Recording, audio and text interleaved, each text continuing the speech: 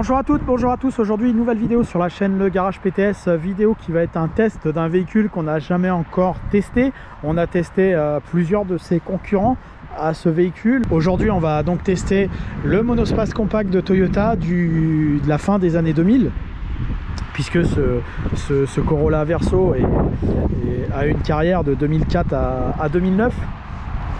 Puis ensuite il y a eu le Verso 3 qui est sorti. Celui-ci c'est le Toyota Corolla Verso D4D, c'est écrit sur le coffre à l'arrière. Dans son exécution 2 litres 136 chevaux, donc la version qui a eu le gros des ventes. On pouvait aussi trouver la version 167 chevaux avec les grosses jantes. On a fait également une vidéo fiabilité qui est pas encore parue sur la chaîne mais qui paraîtra dans quelques temps, ou qui sera parue, enfin je sais pas dans quel sens on va faire ça, mais c'est une voiture on va dire à la fiabilité douteuse, pour rester poli. Mais ça je vous invite à soit être patient et attendre que la vidéo sorte, soit si vous l'avez vu, tant mieux pour vous. Mais donc ce Toyota Corolla Verso 2 en 136 chevaux, donc celui-ci est de 2007. C'est une voiture que l'on a vue pas sur une très grande carrière, de 2004 à 2009, donc c'est relativement court. Peut-être que preuve Toyota a compris qu'il avait raté son monospace, peut-être qu'il l'avait sorti trop tôt. Le Corolla Verso de premier du nom donc s'appuyait déjà sur une base de Toyota Corolla, à l'image de Renault, ce qu'il avait fait avec sa Mégane et avec sa déclinaison scénique. Ils ont sorti donc un véhicule qui avait une carrière assez courte et qui ressemblait à quelque chose de plus cubique. Là ils avaient fait vraiment une voiture un peu plus moderne. Le concept était plutôt pas mal, puisque la voiture descendait très bas avec cette très grosse porte, ce qui faisait qu'on avait, a priori en tout cas, un espace disponible pour les passagers arrière qui était assez exceptionnel. Donc ça c'était un gros point qualitatif de cette voiture, et avec une partie coffre également assez intéressante. On avait une voiture qui montait très haut et qui descendait très bas. Alors on avait un design vraiment dans la tendance de Toyota du milieu des années 2000, un peu comme la Prius, avec des phares qui remontent beaucoup sur le capot, et une espèce de bosselage assez aérodynamique sur le toit. On voit que ça fait cette courbe là, et après ça repart comme ça fait une sorte de bosselage. Le travail aérodynamique a été plutôt bien fait. On a les feux type Lexus à l'arrière. Pour les amateurs de tuning du début des années 2000, ça leur rappellera un certain nombre de souvenirs. On n'avait pas de protection latérale sur les portes. On avait droit systématiquement à des jantes alliages en fonction du niveau de finition. On avait également des anti-brouillards, donc on avait une panoplie assez complète en termes d'équipement sur cette voiture. Sur l'extérieur, on peut voir que les rétroviseurs sont complètement peints. Et donc à l'intérieur, par contre, on a droit à une voiture à une atmosphère très très noire. Tous les plastiques, je me mets à l'intérieur parce qu'il commence à pleuvoir pas mal, en plus du vent. Donc l'atmosphère intérieure était essentiellement noire. La majorité des plastiques et la sellerie sont de couleur noire. Par contre, c'est vient être égayé.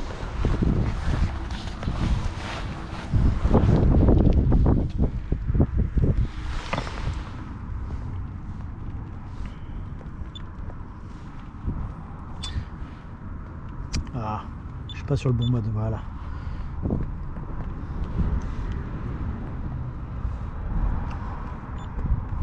On a 70 cm de longueur, donc ce qui est excellent. Aucun problème là-dessus. Et en largeur au coude,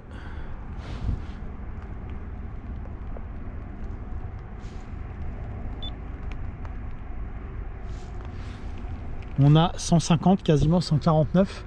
Donc c'est pareil, c'est vraiment une excellente valeur. Ça confirme qu'on a énormément de place disponible dans ce Corolla Verso sur la partie arrière. Donc ça c'est plutôt bien.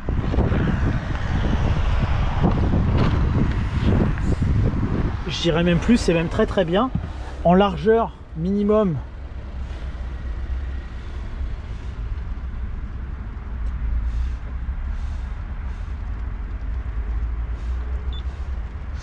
on a 1,09 m en largeur minimum, et en longueur, je vais pas tricher, je vais prendre de ce côté là, puisque c'est là où j'ai mesuré le siège arrière pour la place disponible. On a 86,4. Donc on a beaucoup de place dans ce véhicule. On a également une tablette arrière souple. Voilà. Donc on a un bon coffre. On a beaucoup de place à l'arrière. On a beaucoup de place. Enfin beaucoup. On a de la place à l'avant. On a de la place à l'avant. On a de la place à l'arrière. Donc on est plutôt bien dans ce véhicule en espace à bord. On va aller l'essayer sur route. C'est un 136 chevaux. On va aller voir le moteur tout de suite.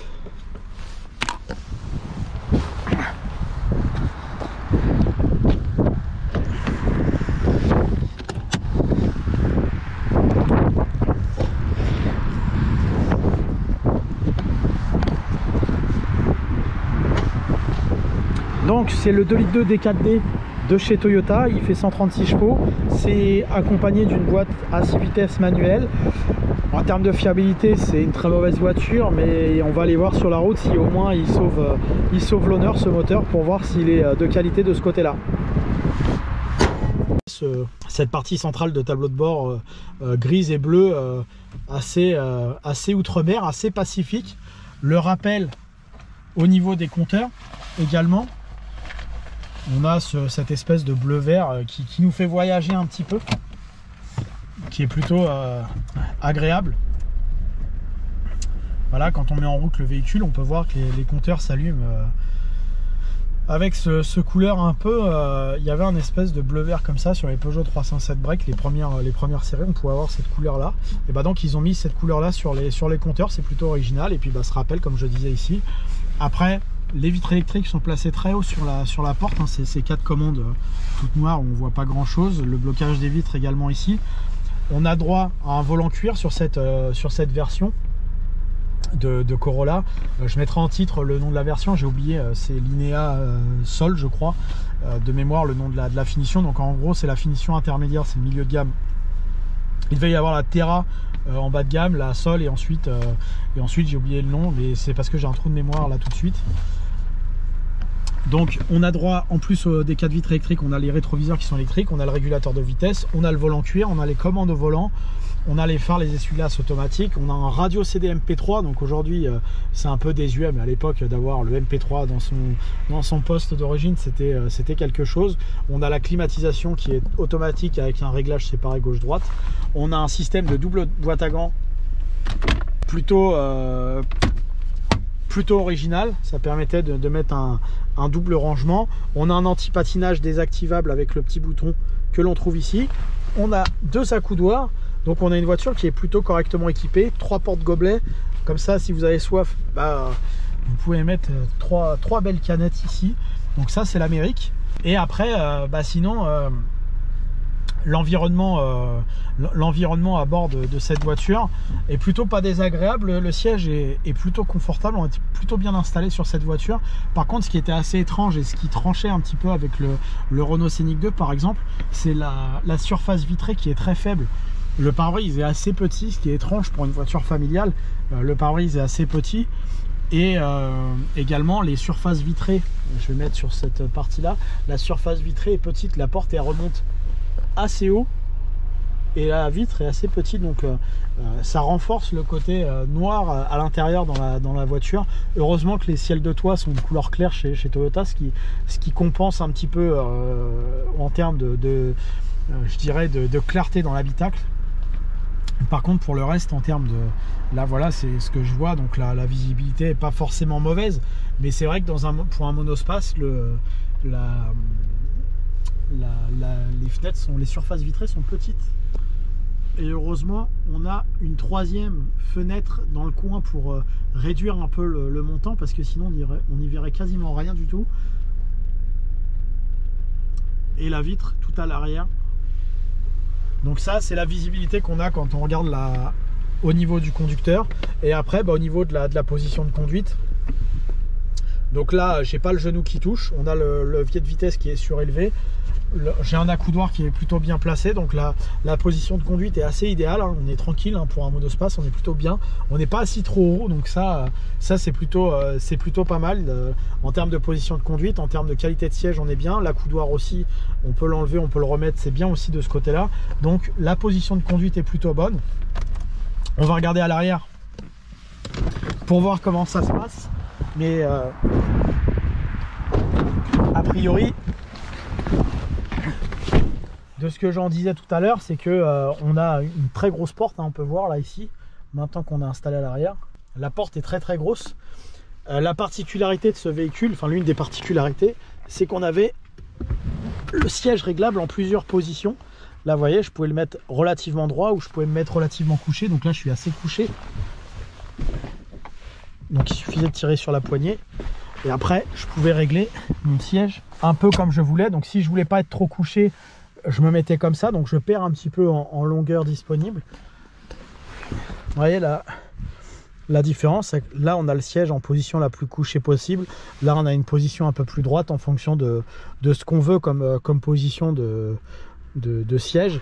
On a par contre beaucoup de place. On a 3 vrais sièges à l'arrière. Il est un petit peu plus étroit celui du passager central, mais on a quand même un espace à bord disponible. Vous voyez là, avec le siège réglé, j'ai mes pieds qui vont bien en dessous le siège. J'ai les genoux qui sont à 1 km du siège, donc je suis pas du tout à l'étroit, donc ça c'est bien. La vitre, qu'est-ce qu'elle a comme descente? Elle descend jusqu'au bout. Évidemment la surface vitrée est petite, par contre ça nous fait une belle ouverture jusqu'au bout, donc ça c'est plutôt agréable d'avoir une grande fenêtre, hein. C'est toujours plus agréable je trouve quand on peut avoir une surface vitrée importante. Par contre ce qui est un petit peu dommage, le seul petit point négatif, c'est pas dramatique, les sièges arrière sont très très fermes. Donc si vous êtes un peu sensible du dos, c'est beaucoup plus ferme que sur un Renault Scénic par exemple, si vous avez l'habitude de ça. Mais c'est à peu près le seul point qu'on pourrait qualifier de négatif sur cette voiture. Sinon, hormis ça, on est à l'aise, il n'y a pas de souci. On est plutôt bien installé, que ce soit à l'arrière, à l'avant. On est plutôt bien dans ces Corolla Verso, donc ça c'est bien. On va prendre les mesures pour vérifier nos dires, si on est dans le vrai ou dans le faux. Parce que des fois on a des impressions visuelles et ça se vérifie pas dans les chiffres. On a 70 cm de longueur, donc ce qui est excellent, hein. Aucun problème là-dessus. Et en largeur au coude, on a 150, quasiment 149. Donc c'est pareil, c'est vraiment une excellente valeur, hein. Ça confirme qu'on a énormément de place disponible dans ce Corolla Verso sur la partie arrière. Donc ça c'est plutôt bien. Je dirais même plus, c'est même très très bien. En largeur minimum,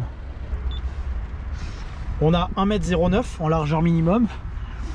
Et en longueur, je ne vais pas tricher, je vais prendre de ce côté là, puisque c'est là où j'ai mesuré le siège arrière pour la place disponible. On a 86,4. Donc on a beaucoup de place dans ce véhicule. On a également une tablette arrière souple.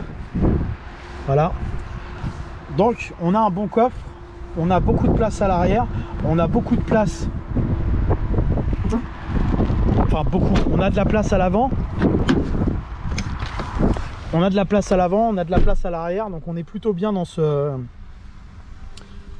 véhicule en espace à bord.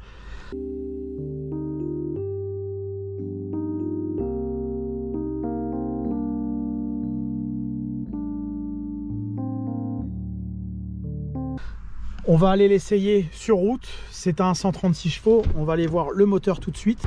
Donc c'est le 2,2 litres D4D de chez Toyota. Il fait 136 chevaux. C'est accompagné d'une boîte à 6 vitesses manuelle. En termes de fiabilité, c'est une très mauvaise voiture, mais on va aller voir sur la route si au moins il sauve l'honneur, ce moteur, pour voir s'il est de qualité de ce côté-là.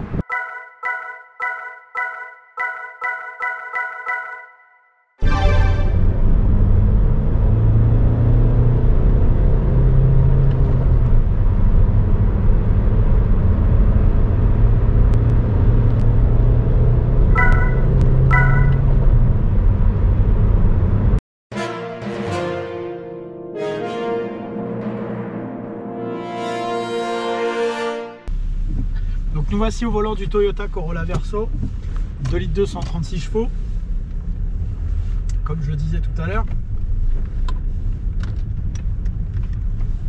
Il est de 2007. Et donc la première chose qu'on constate avec cette voiture, dans un premier temps, c'est, comme je le disais, le confort du siège qui est absolument honnête. Et à côté de ça, on a également une surface vitrée qui est très faible. C'est assez étonnant pour un monospace. Et le dernier point qui là pour le coup est positif, c'est que là on a un diesel qui est encore assez froid en termes de... Enfin, le moteur est encore assez froid. Et il y a une absence de vibration totale.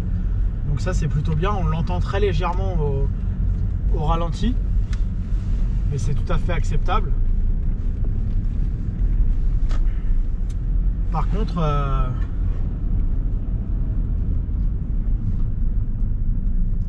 voilà, il n'y a pas de problème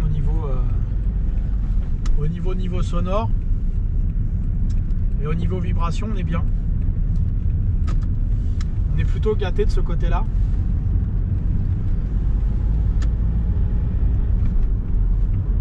Là, je suis à 50, ça roule tout seul. Le moteur est assez coupleux, les vitesses passent bien. Pas de difficulté à emmener ce moteur. Il est plutôt très satisfaisant vis-à-vis du poids de la voiture. On va pas lui reprocher grand chose de ce côté-là.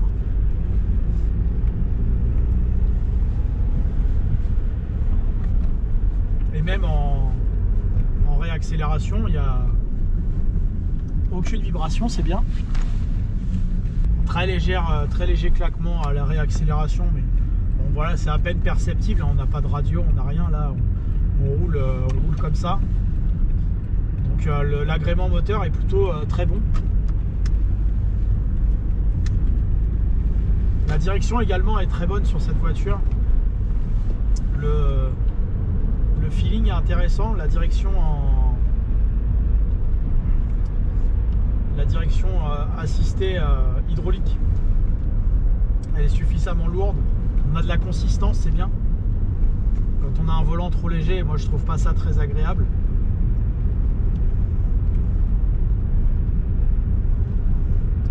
Là pour le coup, c'est plutôt, on est plutôt bien là de ce côté-là. Et quand on lui demande un peu plus comme là, alors je peux pas accélérer à fond, il y a le camion.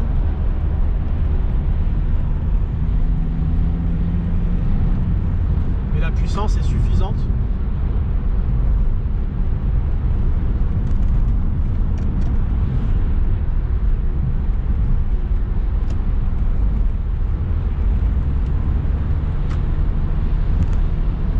Même en cinquième en côte, là, il monte sans difficulté à 110. Et le niveau sonore, là, après, je repasse la sixième. Très bien maîtrisé. Vraiment pas de mauvaise surprise. On a un très bon agrément moteur. On a par contre quelques vibrations qui se font dans l'habitacle à différents endroits, mais ça, je le dis aussi dans la vidéo, la fiabilité moteur de ce véhicule n'est pas terrible, mais la qualité des matériaux, etc., employés par Toyota est vraiment de mauvaise facture.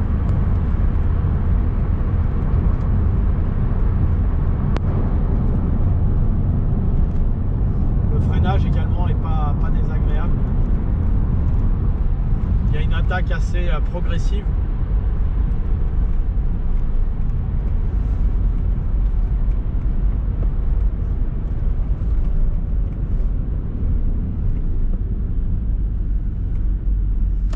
Donc on est également plutôt bien servi de ce côté-là pour ce monospace Toyota. Finalement, c'est pas une voiture avec beaucoup de défauts, hein. Moi, je comprends qu'il y a des gens qui avaient craqué pour cette voiture en neuf, hein, même s'il y avait une qualité assez variable, si on veut rester poli, des plastiques. il y avait quand même quelques touches de gaieté, il y avait énormément de place à l'arrière, une bonne image de marque chez Toyota. Mais à côté de ça, c'est vrai qu'on avait d'autres soucis à fiabilité. Et ça, on l'a su qu'avec le temps. Mais là, comme ça, franchement, on a un bon monospace. Hein.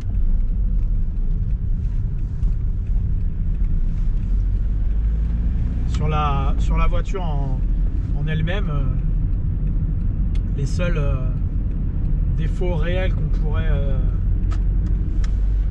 signaler, c'est les plastiques d'un niveau assez quelconque sur la voiture. C'est la surface vitrée assez petite pour un monospace. Ça, effectivement, c'est des choses qu'on remarque tout de suite. Après, hormis ça, il n'y a pas on n'a pas franchement de réel défaut à l'utilisation sur cette voiture. On est sur un bon monospace. La consommation aussi est plutôt correctement maîtrisée. On va tourner autour de 7 litres au 100, ce qui est la moyenne, on va dire, sur ce type de véhicule. C'est pas exceptionnel, mais c'est pas mauvais. Et à regarder par rapport à la cylindrée du moteur, c'est plutôt même faible.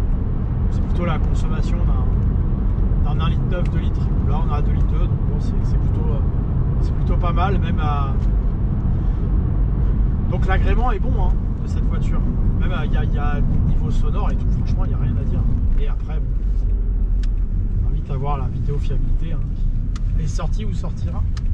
En fonction de quand est-ce que vous verrez la vidéo. Et là, c'est autre chose. Donc je peux malheureusement pas conseiller l'achat de cette voiture hein, en étant raisonnable et en étant juste avec ce que je dis. Mais si vous avez la chance de tomber sur ce monospace là avec un moteur neuf, à la rigueur, pourquoi pas, si ça vous tente. Mais ce serait à peu près la seule condition, c'est de tomber sur un Corolla Verso 2 litres de D4D avec le moteur neuf, sinon je vois pas trop l'intérêt. Voilà, merci à vous d'avoir suivi cette nouvelle vidéo sur la chaîne Le Garage PTS. Merci encore pour votre fidélité.